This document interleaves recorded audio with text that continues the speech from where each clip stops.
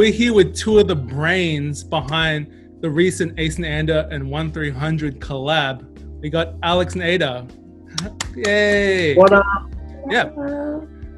For those kind of unfamiliar with the brand, Alex, can you tell us about the brand AISON ANDE? AISON was a brand, man, I've been thinking about it for the last 5 to 6 years, but obviously kind of came into being probably like a year ago.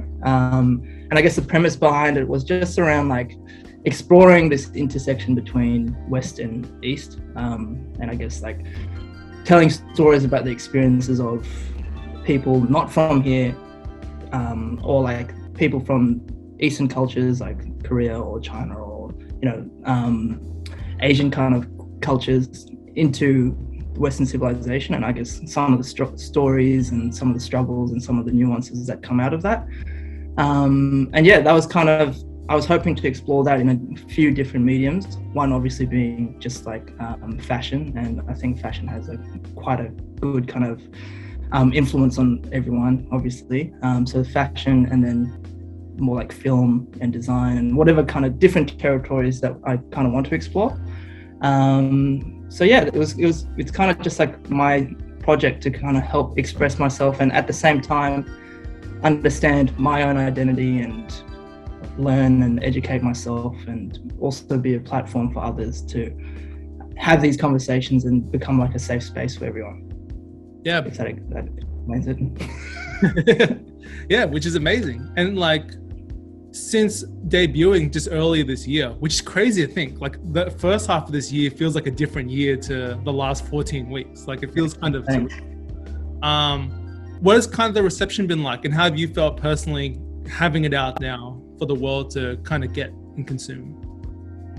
Yeah, well, it was definitely a big relief, because I've been working on this for a while.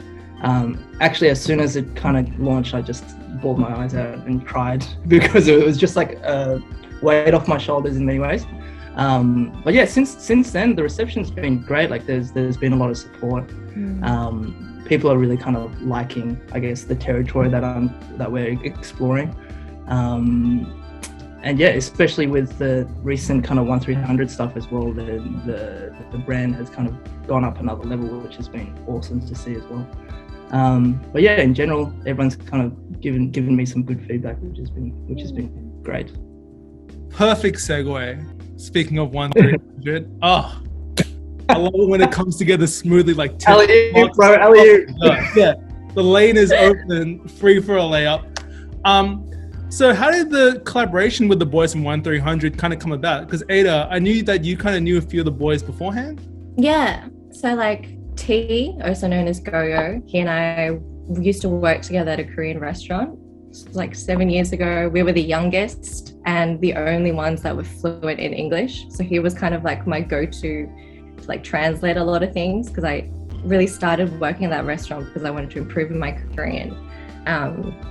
But so we were mates, and then when I was managing the dance studio, and we were just like had the small community and the accessibility to be able to meet other creatives, there was like rumors going around that these like emerging artists were coming through, and that was Rako and Dali. And so I had the opportunity to meet with them, and you know, there was that gig at iDarts.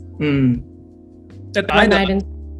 Yeah, it was amazing. So like Goyo, Rako, Dali, and another mate of ours, Ira, who was the e-commerce model with me for the first campaign. They were all performing, and Bakari was there as well, watching. And Alex actually hit me up that night and was like, "Oh, mad invite!" Like, I didn't know her at the time. Yeah, but she had all these stories of like these sick Korean hip hop artists like performing in iDarts. Yeah, it was so and much I was fun. like, "Yo, what the fuck is this? I want to be there. Like, can you invite me next time?" Yeah, so we kind of like go way back, and then I guess it just kind of, it was meant to be to want to work with them, like do this collaboration.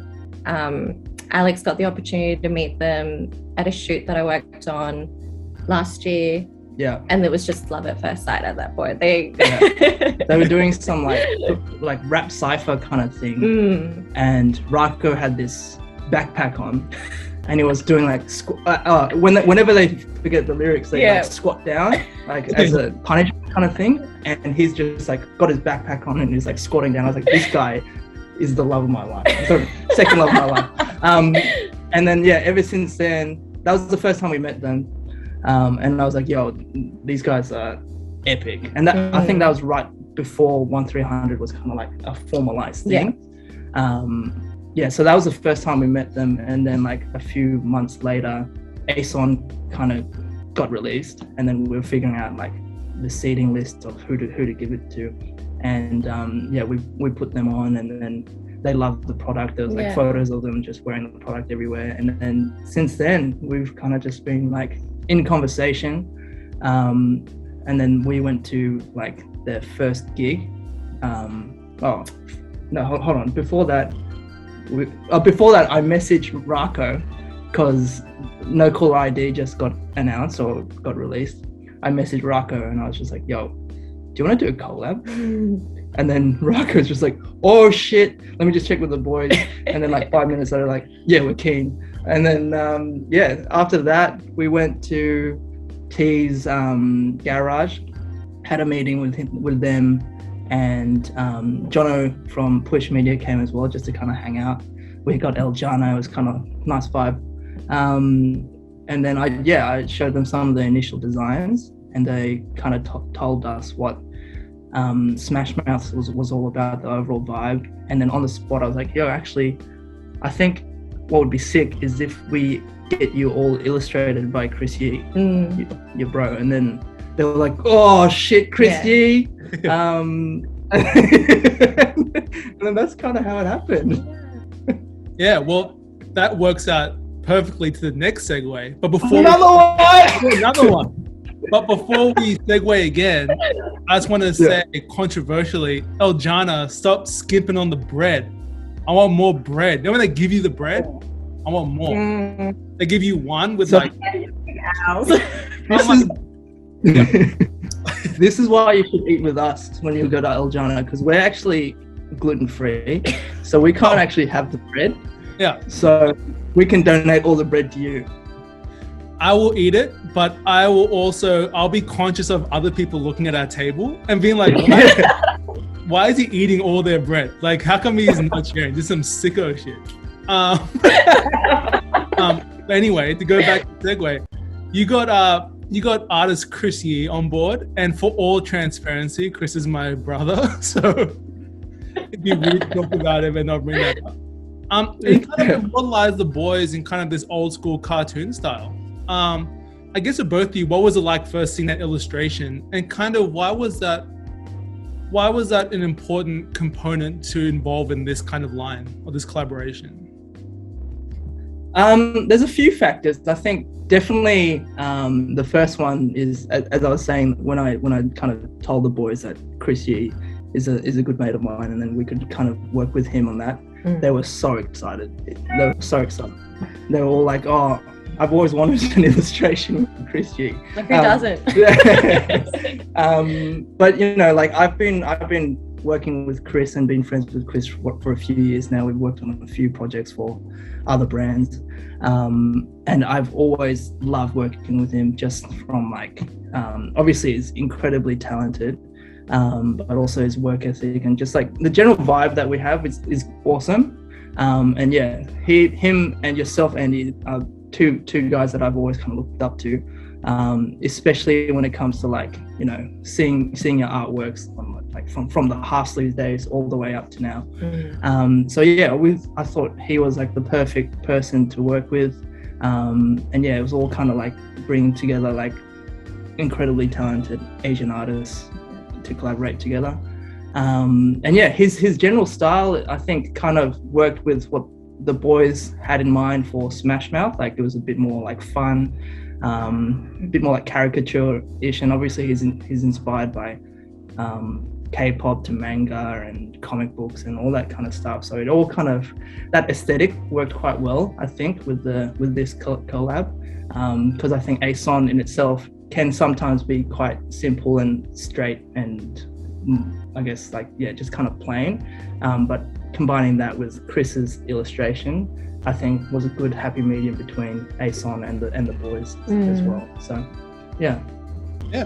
And he's not too bad at drawing, if I do say that myself. Yeah, not too bad at making a rug. Well, I kind of want to touch on a further point, because kind of what both of you guys have been talking about a bit. Why has this, in this project, but going further, why will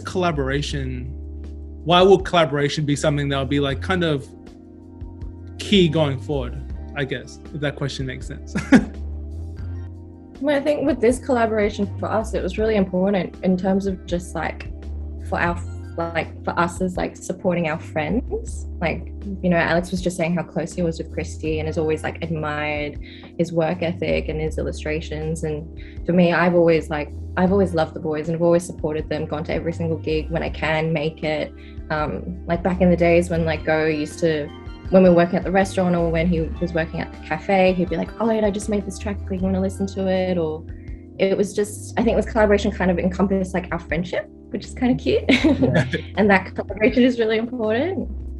Yeah, and I think collaboration, is great because it kind of helps build both people or both parties up.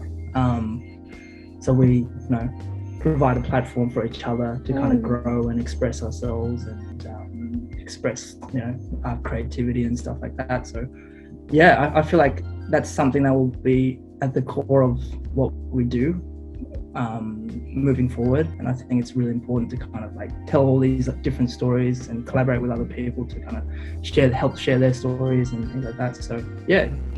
And I really love that word support, because it feels like in a lot of like creative endeavors, it can be kind of like a soloist thing. Like with this and going forward, it just feels like Sydney's really ready to support each other. Like I know it's already been a thing. Yeah, exactly. We'd love to see our friends win. And I guess, that's kind of cool. And it's like a learning experience for both of us as well, because it was like the first time the boys have dropped merch and their first collaboration. It's the same for AISON and ANDE as well. So yeah, there was definitely a lot of learnings. Yeah. But it was fun. It was fun. And it was nice to do it together. Yeah. And that's the most important. I loved all the promo material. I loved seeing Nerdy's bare ass. I didn't think I'd see that. Yeah. I had the best reaction video of Alex just laughing his head off when that's happening. Yeah. Should have dropped that video. I cracked up, man. Like it was kind of like, obviously it was just a Zoom shoot, so it wasn't what we initially planned or wanted to do. But I feel like it kind of worked in our favor because it kind of showed the boys' personalities a lot.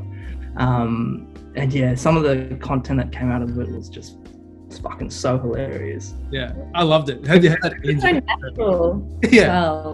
Like what we're all doing, we're all just kind of like sitting in front of the computer watching stuff. And we're taking photos. Where else are we taking photos except for like in the house? I guess to kind of wrap up, the line sold out in terms of first prints. Yeah. Will there be a re-up? Yeah, so I put a pre-order together on Friday.